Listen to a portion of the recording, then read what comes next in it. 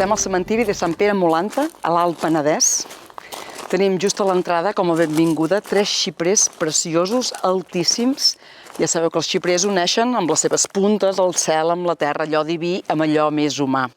Aquí hi tenim una mortal amb característiques semi-immortals que va viure ben a la vora d'aquesta zona, en una masia que es diu Fontellada. De fet, era la mestressa de Fontellada. Aquesta senyora era acaudalada i el seu marit estava absolutament prendat d'ella.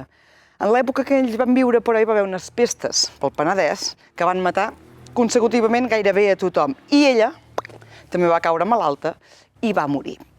Què va succeir? El seu marit la va voler enterrar amb les millors gales. Això vol dir no només els vestits, sinó també les joies, cosa bastant poc recomanable. La brama va córrer per tot arreu i la van enterrar, sí. No us direm on exactament, però per aquí està. A la nit mateixa, diuen que un parell o 3 de lladregots es van infiltrar al cementiri, van obrir la tomba, la van profanar i van arrencar-li de covall unes arracades precioses que portava aquella mestressa. Però quina va ser la sorpresa? Que de l'estrabada ella es va aixecar cridant del dolor que li havien provocat, i és que en realitat no estava tan morta.